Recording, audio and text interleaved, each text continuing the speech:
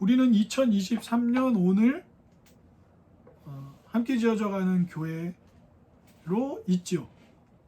우리는 서울에 살고 그 안에 있는 우리 각자와 가정과 우리들의 삶이 있어요.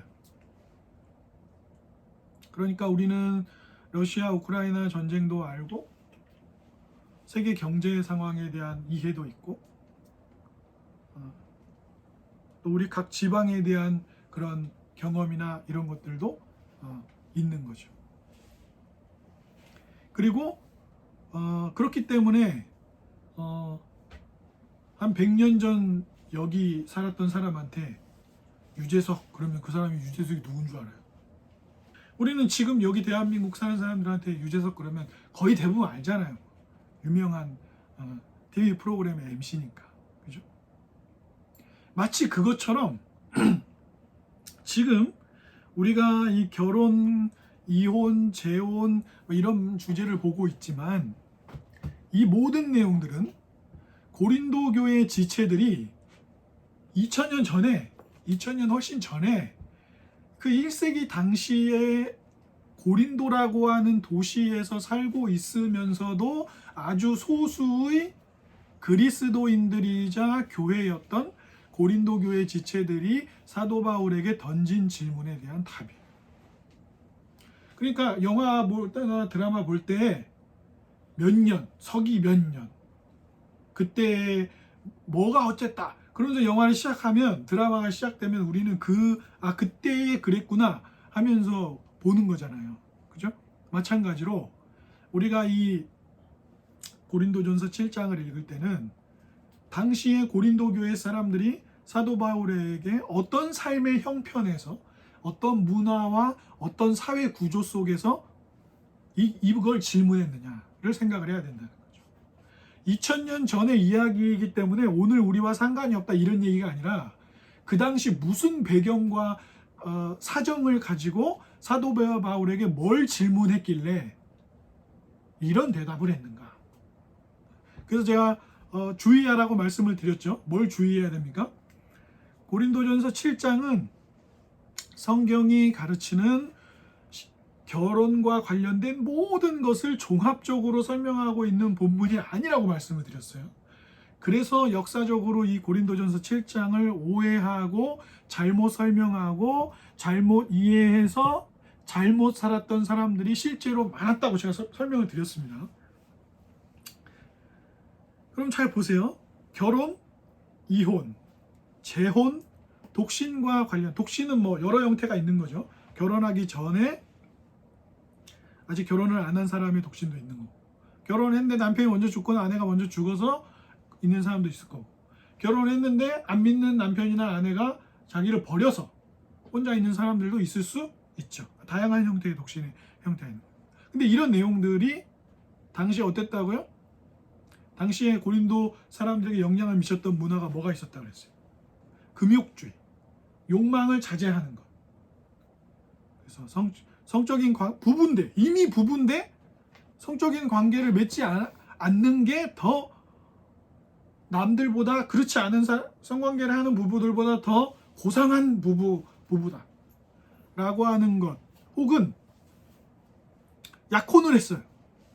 결혼 전에 약혼하잖아요. 오늘 이제 여기 처녀들에게 하는 말이 그 약혼한 사람들한테 하는 말인데, 약혼하고 결혼을 지금 하기로 약속을 했는데 아직 결혼 안 했어요. 약혼만 한 상태예요. 그런데 이 사람들에게 그러면은 당시에 이런 문화가 유행했으니까 무슨 고민이 있었겠어요. 나는 지금 약혼을 한 상태인데 아직 결혼은 안 했는데 이런 금욕주의 같은 게 사람들한테 유행하는 사상이에요. 그럼 어떻게 하겠냐고요. 그러면 결혼을 안 해야 되나? 결혼하지 않고 혼자 살면서 그렇게 어떤 성적인 일도 멀리하고 욕망을 자제하는 게 더 나은 삶인가? 이런 고민할 거 아니에요. 그죠? 그런 사람도 있는 거. 또 말씀드렸던 것처럼 이 당시에는 누가 가장 세상에서 뛰어난 사람이라고 여겼다고요? 철학을 통달하는 사람, 지혜자가 가장 각광받는 삶의 목적이었어요. 서울대 가고 뭐 삼성 들어가고 하는 것만큼 이렇게 사는 사람들이 똑똑하고 멋진 사람인 거예요.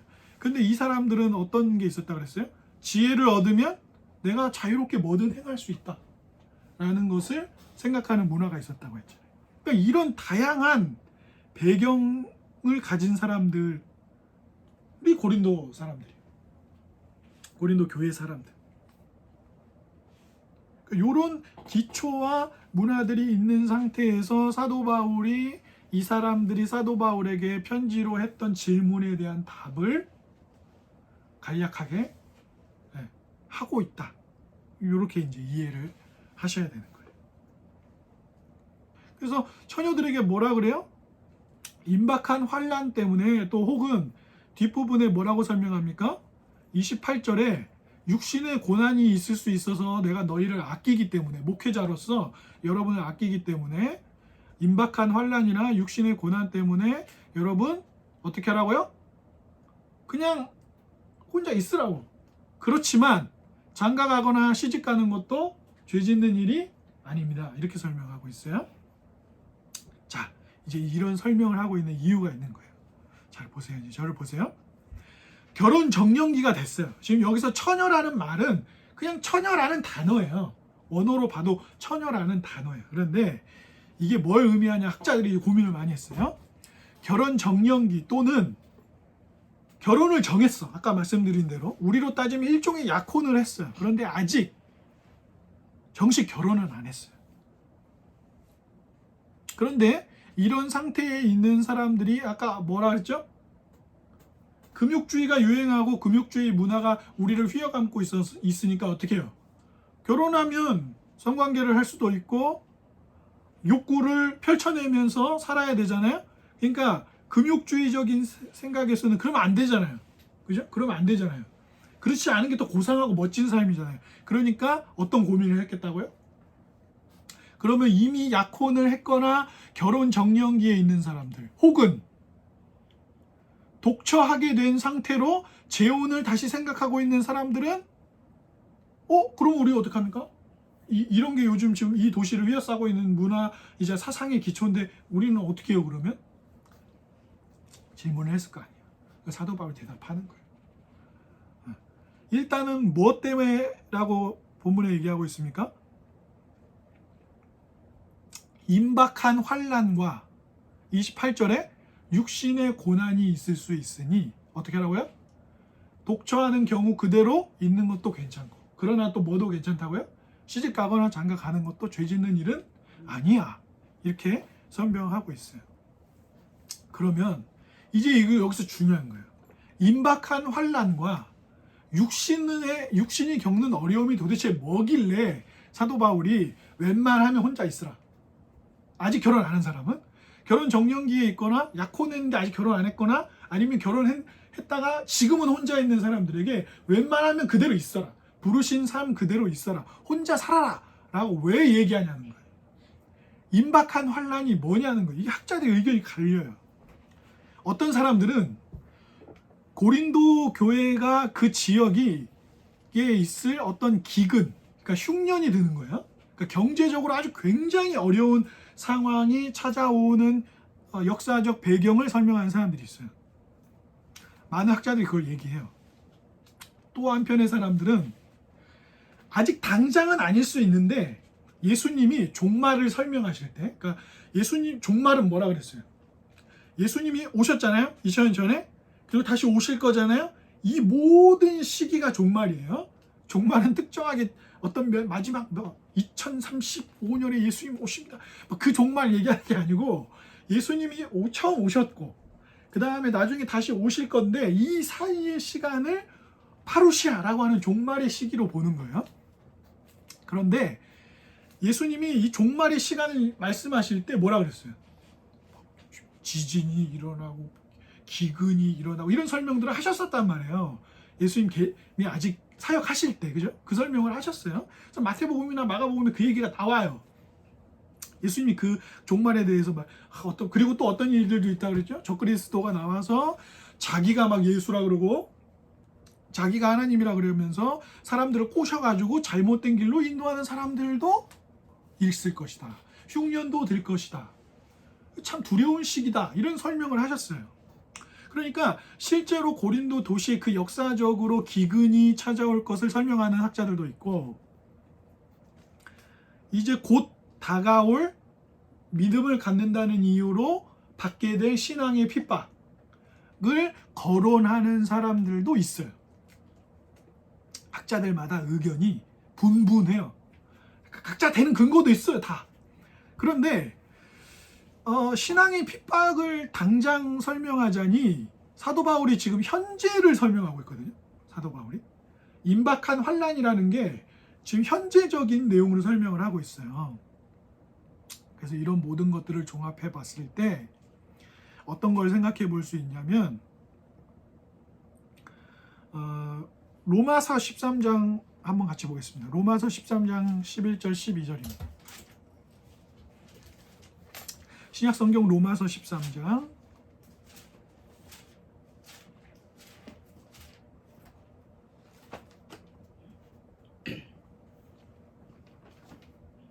신약 성경 로마서 13장 11절 12절입니다. 한번 같이 읽어보겠습니다. 로마서 13장 11, 12절.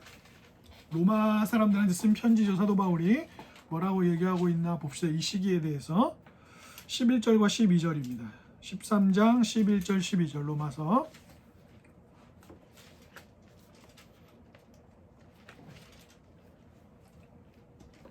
시작.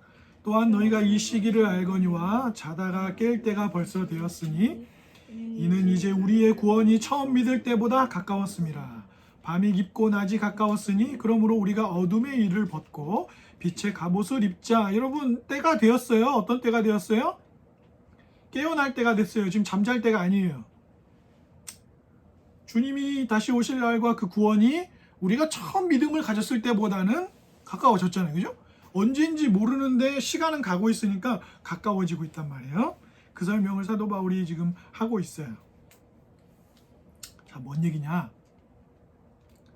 크랜필드라고 하는 학자가 예수님이 다시 오시는 재림을 이렇게 설명해요.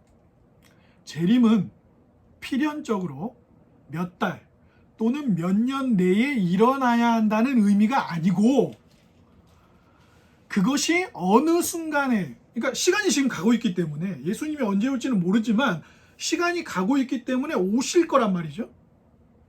그러니까 언제라도 그 일은 일어날 수 있어요. 왜냐하면 예수님 도둑처럼 언제인지 알 수 없게 오신다고 했으니까. 그런데 이미 역사에는 결정적인 사건이 있었어요. 무슨 사건이 있었어요?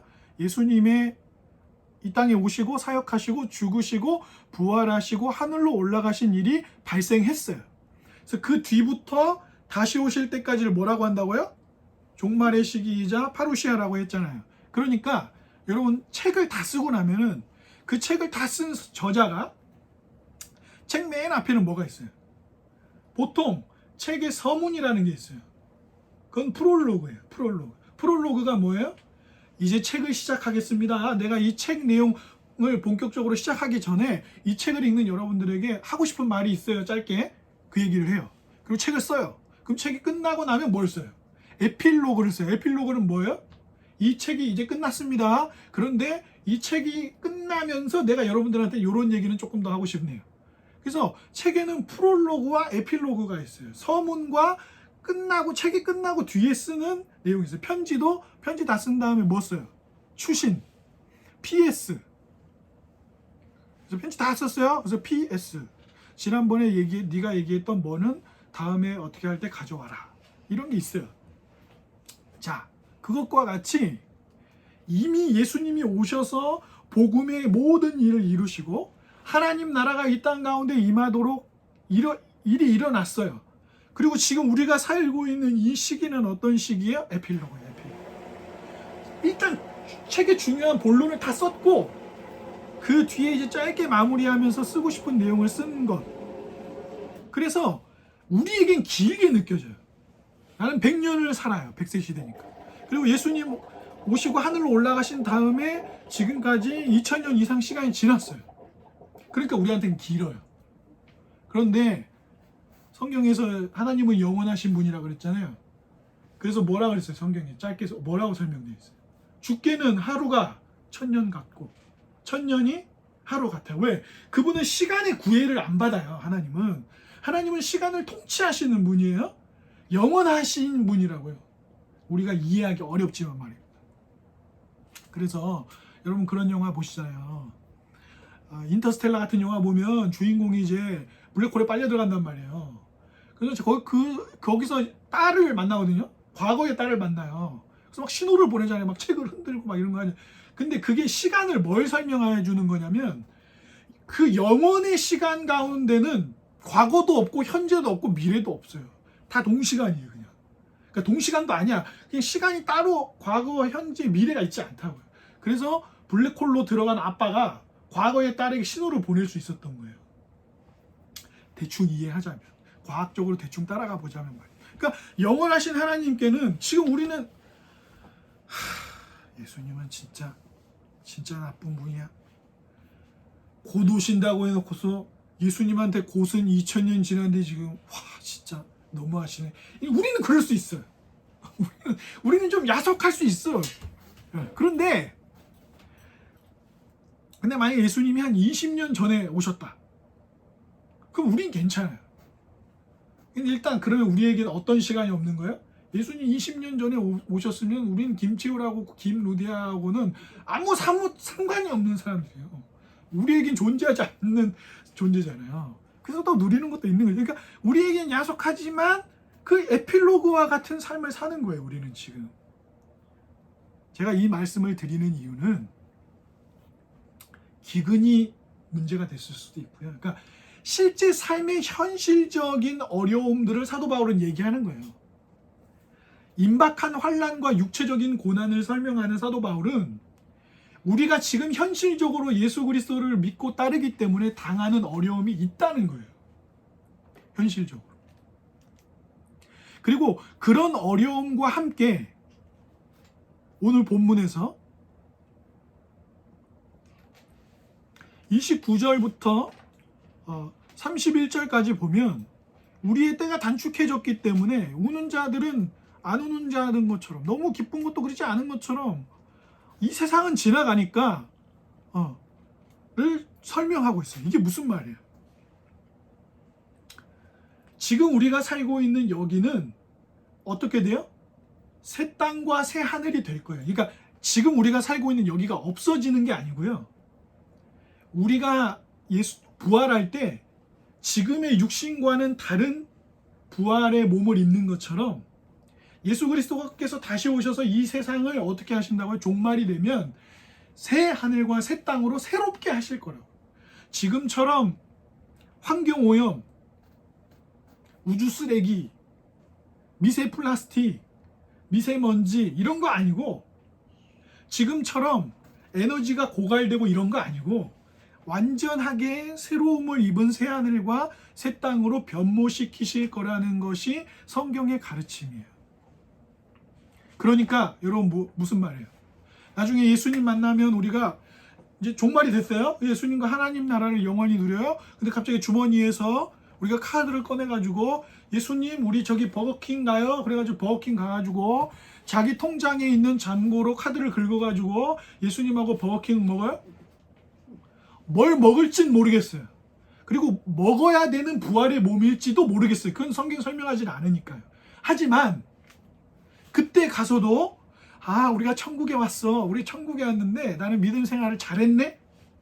그러면 나는 어디서 살아요? 예수님이 마련해 주신 자수정 36평에 살아요. 이게 아니란 말이에요. 이게 아니라고. 이게 아니에요. 그 사도 바울은 뭘 설명하는 거예요? 우리가 현실적으로 어려움을 당할 수 있어요. 그리고 육체적으로 현실적인 고난은 우리를 육체적으로 어렵게 만들잖아요. 그러니까 예를 들어서 자기가 도저히 결혼을 해서 아이를 키울 수 있는 상태가 아니라고 판단되는 경제적 상황이 있어요. 그러면 이 사람이 쉽게 결혼하고 아이를 낳아 키울 수 있을 만한 여력이 있지 않으니까 조금 더 준비하도록 하는 시간이 있을 수 있잖아요. 그러니까 이런 거 얘기하는 거예요, 현실적으로. 그죠? 현실적으로 그렇게 얘기하는 거예요. 아니면 제가 아는 분 중에 그런 분도 있었어요. 부모님 두 분이 아프신데 너무 투병 생활을 오래 하시는 거예요. 근데 재정적으로나 뭐로나 결혼을 해서 이 두 분을 이렇게 케어하기가 어렵다고 판단되어서 한 30년 이상 부모님 케어하면서 혼자 산 분도 있어요. 근데 만약에 그분이 결혼을 해서 아이를 낳고 하면서 막 부모님과 이렇게 하기는 어려웠을 거 아니에요. 그리고 지금 우리는 각 어디에 사느냐에 따라서 형편도 달라요.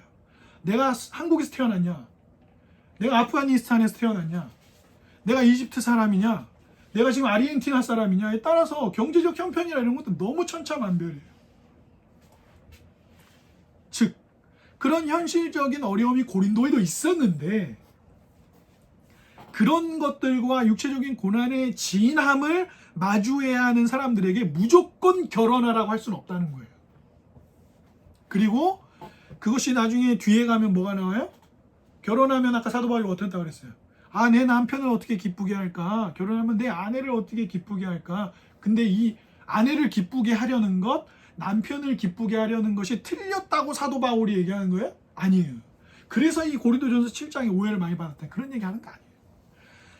하나님이 주신 아내나 하나님이 주신 남편이나 하나님이 주신 자녀를 기쁘게 하기 위해 뭘 하려고 하는 게 나쁘다고 사도 바울이 얘기하는 게 아니고, 잘 보세요. 결혼이 무엇인지를 잘 모르는 상태로 금욕주의가 최고야 라고 하든가, 야, 지혜를 얻었으면 모든 건 다 할 수 있어 라고 하는 문화에 휩쓸려서 결혼을 하고 안 하고를 결정하고, 재혼을 하고 안 하고를 결정하고, 이혼을 하고 안 하고를 결정하는 삶으로 살지 말라는 거예요. 이건 지나가는 거니까. 이 세상에 있는 모든 것들은 새하늘과 새 땅을 입을 것, 새롭게 될 세상의 일종을, 그걸 가리키는 도구예요. 가리키는 도구라.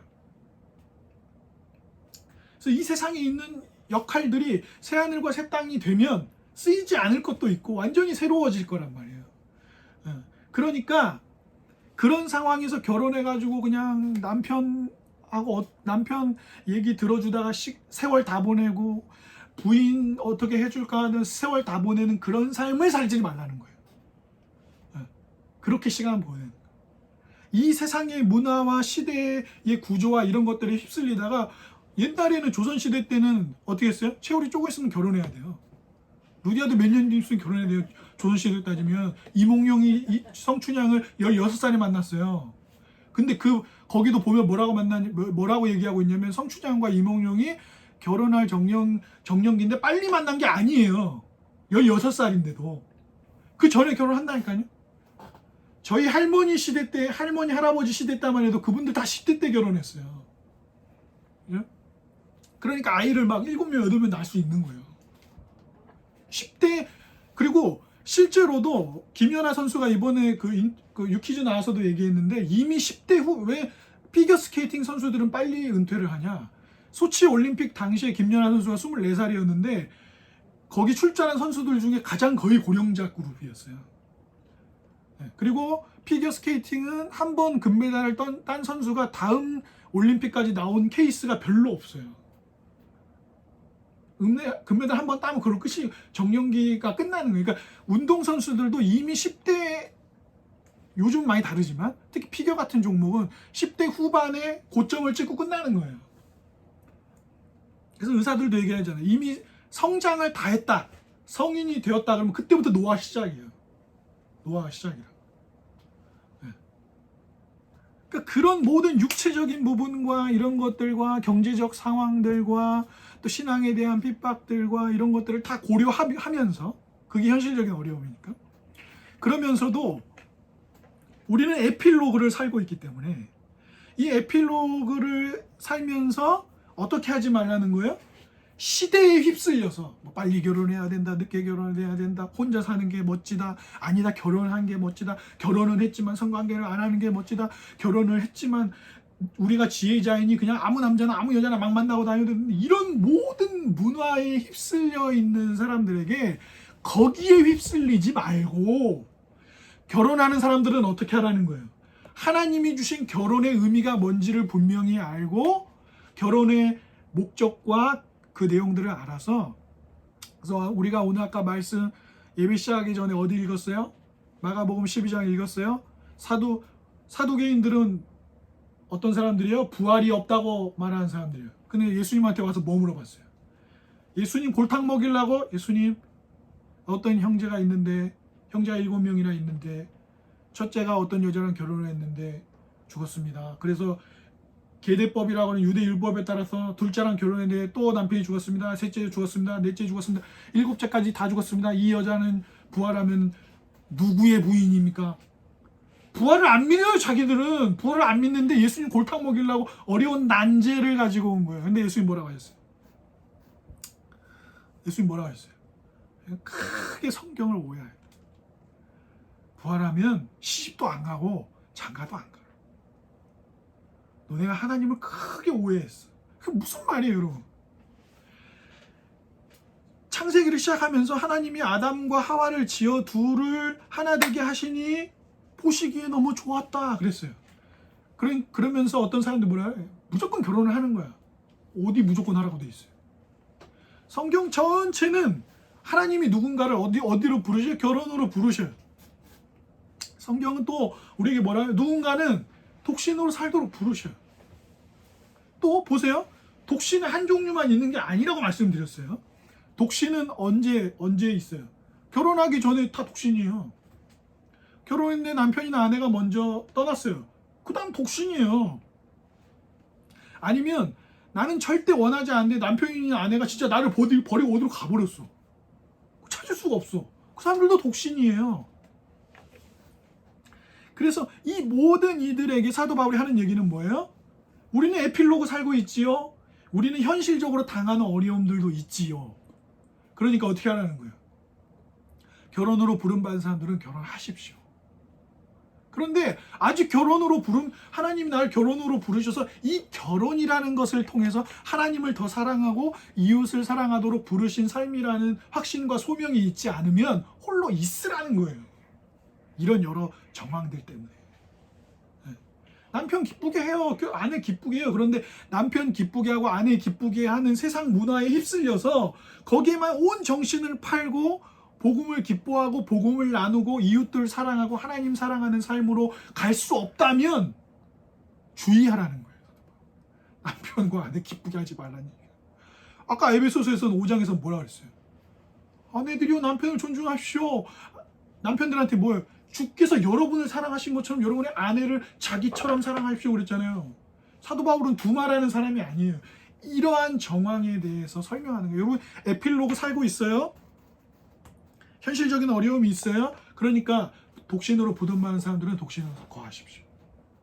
하지만 결혼의 부르심이 있어서 결혼을 통하여 하나님을 섬기고 이웃들을 섬기는 부르심이 있다 나에게. 그럼 결혼하십시오. 이렇게 말하는 거예요. 그렇죠? 그러니까 여기에는 사도 바울의 현실적인 목회적 고민이 있는 거죠. 그래서 육신의 고난이나 아까 본문에는 흐트러짐이라고 돼 있었어요.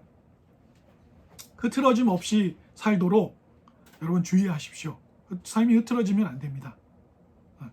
이렇게 35절에 얘기했던 거예요. 이제 아시겠죠 무슨 말인지? 그러니까 오해하시면 안 돼요. 사도 바울이 남편한테 온 정신을 쏟지 말라 했어. 그랬더니 이제 교회에 와가지고 하루 종일 있는 거예요. 교회에 와가지고 있는 거예요. 아침부터 계속 교회에 와 있는 거예요. 목사님한테 점심 얻어먹고 교회에 계속 있는 거예요. 예배당에. 그런 얘기가 아니라고요. 아시겠죠? 시대의 문화나 사상이 우리를 유행할 때 거기에 휩쓸려서 금욕주의가 유행, 지혜자는 아무 짓이나 해도 유행, 뭐 적정한 아내나 남편하고 자식이랑 적정하게 거리 두는 게 유행이면 적정하게 거리 두고, 또 남편과 자식을 위해서라면 삶을 갈아 넣어야 돼. 그게 유행이면 또 자식을 위해서 삶을 갈아 넣고. 그러지 말라는 거예요. 그러지 말라는 거예요.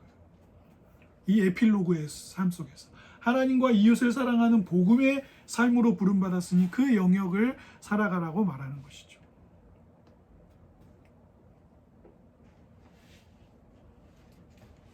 그러니까 우리가 세상을 산다는 것은 계속해서 시류, 세상의 세파에 흔들리는 거예요.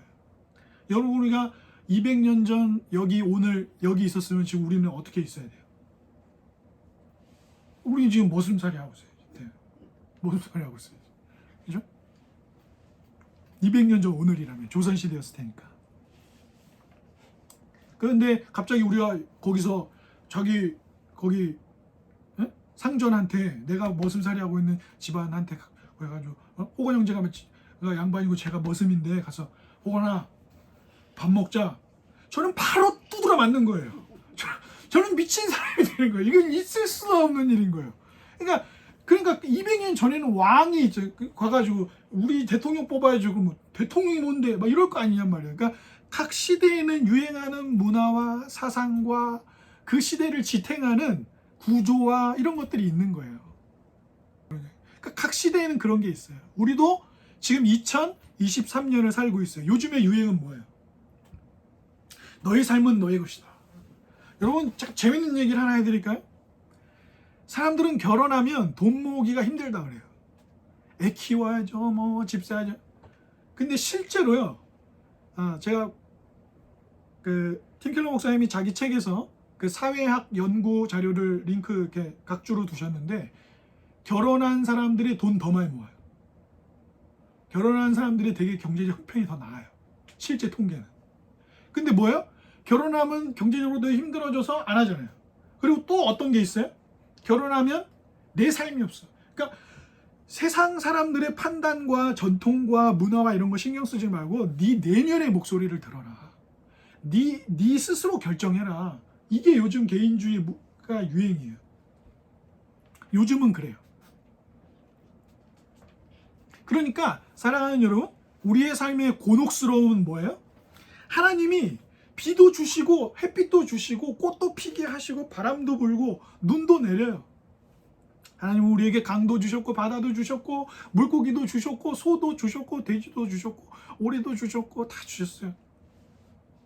BBQ 치킨도 주셨어요. 황금 올리브유. 그대께서 좋아하시는. 그죠? 그런데 그 모든 것들을 우리가 뭐예요? 지금 하나님 없이 살고 있기 때문에 일반적인 은총은 있지만 하나님을 우리가 온전히 모르고 하나님의 다스리심을 동의하지 않고 하나님의 원수로 살고 있기 때문에 우리가 어떻게 해요? 하나님이 그 주신 모든 것들을 편협하게 왜곡시켜서 뒤틀어서 뒤집어서 뒤섞어서 이해해요. 그러니까 우리는 질서도 없고 균형도 없어요. 그러니까 우리에게 뭐가 없어요? 결혼해야 되나? 안 해야 되나? 결혼하면 애를 몇 명 낳아야 되나? 여기서의 하나님이 각자에게 부르신 삶의 자리에 은혜들을 누리는 게 아니라 시대가 요구하는 결혼에 이리저리 치이는 거예요. 지금도 여전히 어디 나라에 가면 아직 10대 여자아이들을 늙은 돈 많은 사람들한테 딸을 거의 파는 형식으로 이렇게 결혼시키고 막 이러잖아요. 근데 오늘 여기 사는 우리는 이해를 할 수 없어요. 근데 그 나라의 그 문화에 있는 사람들은 그렇게 살아간단 말이에요. 이런 차이들이 현실적으로도 존재해요. 그러니까 어때요? 가정의 기초라고 말하는 수많은 가정들이 수많은 결혼, 수많은 이혼, 수많은 재혼, 수많은 독신의 문제들을 다 각자 판단하고 막 이게 뒤집어 꼬이고 그러니까 어떤 일이 발생해요? 결혼하는 장본인과 이혼하는 장본인, 재혼하는 자기 자신도 힘들어요. 그리고 생겨난 자녀들도 결혼과 이혼과 재혼과 독신 속에서 고생해요. 아이들도, 자라나는 세대들도. 그런데 이게 얼마나 실제로 큰 문제냔 말이에요. 그래서 제가 말씀드렸다시피 선진국들은 G7 국가들이나 OECD 국가들 중에 잘 사는 나라들은 이 가족에게 쓰는 돈이 있어요. 가족과 관련하여 국가가 지출하는 돈이 있어요. 그 규모가 상당히 큽니다. 상당히 커요. 근데 왜 그렇게 해요? 가족이라는 구성 자체가, 그러니까 입양을 했냐, 이제 여러 나라들은 여자끼리 부부를 하는 경우도 있고 남자끼리 하는 경우도 있고 막 다양한 형태도 있고 막 여러 명이 부부를 하는 경우들도 심지어 이제 주장하는 사람들이 있으니까 어쨌든 그런 형태의 기초적인 가족이 국가를 유지한단 말이에요. 그러니까 그만큼의 세금을 모아서 거기에 강력하게 많은 금액을 쓰는 거예요. 그러니까 이런 것들에 휩쓸려서 살다 보니까 우리도 힘들잖아요. 아내 때문에 힘들다, 남편 때문에 힘들다, 자식 때문에 힘들다, 결혼은 무덤이다, 결혼은 미친 짓이다, 자식을 낳으면 죽겠는데 또 어떤 사람들은 절대로 결혼을 하라고 막 주변 사람들한테 얘기하고 자녀를 꼭 낳으라고 얘기하는 사람들이 있어요. 그죠? 그러니까 그런 것들 속에 있는 우리를 향해서 사도 바울이 뭐라고 얘기하는 거예요? 그리스도 예수 안에 있는 우리는 어떠냐는 거예요. 그리스도 예수 안에 있는 하나님 나라는 어떤, 예수님이 꼭 하나님 나라 얘기하실 때마다 하신 말씀이 있어요. 그건 뭐예요? 하나님 나라는 어떤 나라예요? 하나님 나라는 높고 낮은 사람이 없어요. 예수님이 자신의 죽음으로 이루신 죄를 부시고 만드신 하나님 나라는 용서하는 나라예요. 하나님 나라는 화해하는 나라예요. 여러분, 예수님이 작은 소자, 작은 한 사람에게 물 떠주고 먹여주고 그러면 누구한테 한 거라 그랬어요? 나한테 한 거랑 똑같다 그랬어요. 근데 어떤 사람들은 종말 때 뭐라 그런다 그랬어요? 너희들은 나한테 물 한 잔도 안 주고 밥도 안 주고 그랬어. 그러니까 우리가 예수님한테 언제 물도 안 드리고 그랬습니까? 예수님 뭐라 했어요? 작은 한 사람, 소자 한 사람을 어떻게 대했는지 보면 니들이 진짜 믿음인지 아니가 나오는 거야. 이렇게 말씀하셨어요. 근데 그 소자 있잖아요. 작은 자. 그게 무슨 말인지 아세요? 하찮은 사람을 말하는 거예요. 국민의힘을 지지하는 사람들은 민주당 사람들 하찮게 여기죠. 민주당을 너무 지지하는 사람들은 국민의힘 지지하는 사람들을 하찮게 여기죠. 우리는 그렇게 뭐하는 사람들이 서로를 하찮게 여기는 사람들이라고요. 쟤 혼자 사네? 난 결혼했는데 하찮은 사람. 쟤 결혼했네? 나는 혼자 사는데 하찮은 사람. 저 사람은 왜 혼자 사는 사람이야? 나는 결혼했다가 혼자 된 사람이야. 근데 저 사람은 아직 결혼 애초에 안 한 사람. 하찮은 사람. 남녀노소 각자의 형편에 모든 놓여있는 사람들이 뭐예요? 서로를 하찮게 여겨요. 근데 고린도 교회 안에 그런 문화가 있었다고. 금욕주의로 사는 사람들은 결혼한 사람들 하찮게, 결혼한 사람들은 독신으로 있는 사람들을 하찮게 여겨요. 그리고 독신도 독신의 여러 형태, 결혼도 결혼의 여러 형태에 있는 사람들이 서로를 하찮게 여겨요. 강남에 사는 결혼한 사람들이 강북에 살고 있는 결혼한 사람들을 하찮게 여겨요. 근데 예수님 뭐라고 말씀하셨다고요? 하나님 나라는 서로를 그렇게 하찮게 여기지 않아요. 왜요? 예수님이 우리를 하찮게 여기지 않으셨잖아요. 사랑하는 여러분. 그는 죽기까지 복종하셨으니 낮아져서 이 땅에 오셔서 말밥통에 태어나서 가난한 나사렛 동네에 태어나서 사람들에게 무시당하며 가난한 몫으로 동생들과 어머니를 먹여 살리며 사셨어요. 예수님 그렇게. 그리고 보세요. 로마의 권력자들과 빌라도와 로마 군인들과 사내들인 공의 유대인들이 죽여라 죽여라 해서 예수님 죽였잖아요. 자신이 지은 사람들이 하찮은 우리들이, 죄인들인 우리들이, 우린 죄인이니까 하찮죠. 죄인인 사람들이 예수님을 십자가에 못 박았어요. 예수님을 하찮게 여겼다고요. 그런데 그분은 우리를 하찮게 여기지 않으셨어요. 그러니까 뭐예요? 각자에게 부르신 자리를 살으라는 거예요. 아직 홀로 있습니까? 홀로 부르신 자리를 살으라는 거예요. 결혼했습니까? 결혼한 자리를 살으라는 거예요. 결혼했는데 지금은 혼자 있게 되었습니까? 혼자 살으라는 거예요. 그런데 또 다시 결혼으로 부름이 있어서 그 결혼을 통해서 하나님과 이웃을 사랑할 수 있는 삶으로 나를 부르셨다고 생각하면 개원하라 이거예요. 육체적인 욕망을 단순히 이기지 못하거나 하나님 안에서 기쁨을 못 찾으니, 예수님 안에서 기쁨을 찾을 수 없으니 결혼을 통해서 기쁨을 찾아야지. 결혼을 통해서 기쁨을 못 찾고 혼자 사는 것으로 기쁨을 찾을 수 있으니 나는 결혼 안 해야지가 아니라 모두 다 우리를 하찮게 여기지 않으시는 그리스도 안에서 기쁨을 얻으라는 거예요. 그러고 나서 각자에게 부르신 삶의 자리를 살라는 거예요. 그러니 예수 믿는 자 안에는 독처하는 사람들이 있어요. 예수 믿는 사람들 안에는 결혼한 사람들이 있어요. 모두 다 예수 그리스도의 부르심 안에 있어요. 계명을 요약하면 두 가지라 그랬어요. 뭐예요? 첫째는 하나님 사랑이라 그랬어요. 두 번째는 뭐예요? 이웃을 사랑하는 거라 그랬어요. 미루는 습관을 이기는 작은 책이라는 페트르 루드비크라는 사람이 쓴 책이 있어요. 제가 이 책을 정말 재밌게 읽었어요. 이 사람이 하는 말이 있어요. 모든 사람들은 시간을 아껴서 살고 싶어요. 모든 사람들은 시간의 주인이 돼서 통제를 해서 자기가 원하는 성공적인 삶을 살고 싶어요. 근데 이 사람이 무슨 얘기하는 줄 아세요? 그런 관련된 책 굉장히 많은 거 아시죠? 자기 경제 경영서에 시간 어떻게 써라, 중요하고 빠른 일을 먼저 해라, 막 이렇게 하잖아요. 프랭클린 다이어리 다 시간과 관련된 얘기들이에요. 근데 이 페트르 루드비크라고 하는 사람이 이 분야의 전문가거든요. 근데 이 사람이 뭐라고 얘기하냐면, 당신이 위대한 계획을 세우고 아무리 시간을 조절해도 이걸 안 하면 아무 소용이 없다. 그러면서 이 사람이 뭐라고 하냐면, 당신이 그렇게 시간을 아끼고 성공하도록 살아야만 하는 이유를 찾아야 된다 그래요. 이게 없으면 나머지는 다 소용없다 그래요. 하나님을, 사도 바울은 복음을 설명하면서 로마에 있는 교우들에게 우리가 이제 어떻게 되었다 그래요? 의롭다 하심을 얻고 어떤 사람들이 되었어요? 하나님을 즐거워하는 사람들이 되었다 그랬어요. 우린 이전에 하나님을 즐거워하는 사람들이 아니었어요. 그래서 시대의 문화를 따랐어요. 금욕주의를 따랐어요. 지혜자 문화를 따랐어요. 문화에 휩쓸렸어요. 그런데 예수 그리스도를 통해서 구원을 얻은 우리는 하나님을 즐거워하는 삶을 산대요. 게임을 즐거워하는 게 아니라, 치킨을 즐거워하는 게 아니라, 게임과 치킨도 하나님이 주신 은혜 아래서 좋아하는 거죠. 그게 안 되면 균형과 질서가 깨지는 거예요.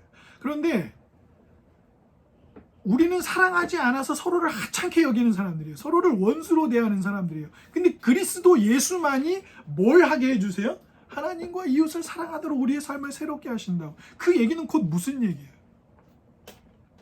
혼형제가 결혼을 했든 안 했든, 채우리가 결혼을 했든 안 했든, 제가 결혼을 했든 안 했든 우리는 뭐예요? 예수님 때문에 서로를 하찮게 여기지 않는 사람으로 사는 거예요. 우리는 서로를 하찮게 여기지 않아요. 그리스도 때문에요.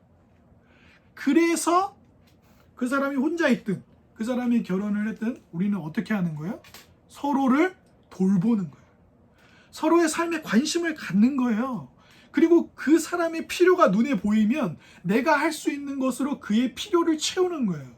그래서 사도행전이 말하는 초기 기독교회의 재산을 팔아 서로 공유했다는 것은 특정 정치제도나 국가제도를 만들었다는 게 아니라, 하나님이 주신 것을 내 것이라고 우기고 내 마음대로 쓰고 나만 잘 먹고 잘 사고 그런 게 아니라, 과부들도 도와주고 결혼한 사람들도 삶을 살펴주고 먹지 못하는 형편에 있는 사람들에게 먹을 것을 주고, 그 사람들이 하나님의 백성으로 이 땅을 살아가는 동안에 필요한 것들이 눈에 보이면 서로를 채우고 사는 거예요.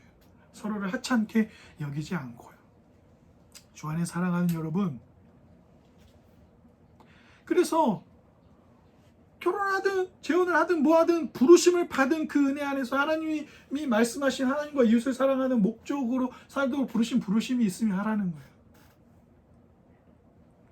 너의 개인 이 여자가 너무 좋아, 안 그러면 죽을 것 같아, 이 남자가 너무 좋아, 이 사람이 너무 싫어, 이런 개인적인 판단과 욕구들로 결혼과 이혼과 모든 걸 재지 말고, 하나님이 부르신 그 부르심으로 그리스도가 우리의 죄를 씻어 서로를 하찮은 존재가 아니라 사랑하는 존재로 부르신 그 삶을 살으라는 거예요. 그런데 고린도 교회 사람들은 금욕주의가 맞아, 지혜자면 마음대로 해도 돼, 계속 이러고 있으니, 시대의 문화에 계속 휩쓸리니 어떻게 해요? 잘난 척하니까 사도 바울이 마지막 40절에 이러는 거예요. 나도 또한 하나님의 영을 받은 줄로 생각하노라. 성령의 인도하심이 나에게 있는 나 사도다. 너희들만 잘났다고 그만 얘기하고, 이제 내가 질문에 답 다 해줬지? 자, 복음은 우리에게 이렇게 좋은 소식이야. 예수님을 안 믿고 예수님의 은혜 아래 없으면 독신이라고 무시하고, 결혼했다고 무시하고, 결혼은 미친 짓이라고 그러고, 무덤에 들어가는 거, 애를 낳으면 안 된다 그러고, 많게 하고, 반대로 또 얘기하는 사람들이 있고 그러지만, 그리스도 안에 부름받으면 부름받은 결혼과 독신으로 있는 삶 속에서 서로를 또 돌보는 삶, 자기 하찮은 존재가 아니라 하찮지 않은 존재로 대하는 것이 예수님에게 물 한 잔 드리고 예수님 배고플 때 배고픈 사람 먹이는 종말에 예수님 앞에 섰을 때 부끄럽지 않은 삶이 된다고 말씀하시는 것입니다. 주 안에 사랑하는 여러분, 부디 우리가 이 은혜로 결혼했냐 안 했냐 언제 할 거냐 추석과 명절 때마다 그 얘기를 묻는 그런 꼰대 어른 되지 마시고, 또 어른들이 결혼을 이야기하고 결혼의 좋은 점을 성경이 설명할 때 결혼의 부르심이, 독신의 부르심이 없는데 마치 자기가 어떤 명분이 있는 사람처럼 막 우기면서 성경에 설명하는 결혼의 아름다움을 무시하는 그런 길로 가지도 말고, 그러면서도 이면조 자매가 은비 자매를 돌보고, 은비 자매가 채우리를 돌보고, 채우리가 김문선 자매를 돌보고 하는, 서로를 돌보는 삶을 사는 우리가 다 되기를, 그래서 복음이 우리에게 좋은 소식이라는 것을 살피면 좋겠습니다. 제가 대학교 때 돈이 좀 없었어요. 좀 힘들게 지냈어요, 대학 생활을. 그때 라면 많이 먹고, 그때 또 어머니 한참 병원에 많이 계셨고, 그렇게 학교 동아리 방에서 자고 막 그랬어요. 근데 그때마다 우리 동아리 선배들이 저 잠바도 사주고 차비도 내주고 밥도 사주고 많이 그랬어요. 제가 그 시절을 돌아보면 그것 때문에 하나님이 이렇게 은혜를 베푸시는구나. 그리고 그 선배들은 한 번도 저한테 자기가 준 것을 돌려달라 요구한 적이 없었어요. 그냥 자기 가진 거 줬어요, 그냥. 그래서 그 선배들 덕에 복음의 윤택을 참 많이 누렸어요. 여러분, 그런 사람 되십시오. 그렇게 하십시오. 여러분도 그런 은혜 많이 누려주셨을 거예요. 그것이 복음입니다. 그것이 사랑하는 삶을 살게 만드는 진짜 핵심이에요. 시간을 아껴 살아야 하는 이유, 사랑하는 이유를 주는 것입니다.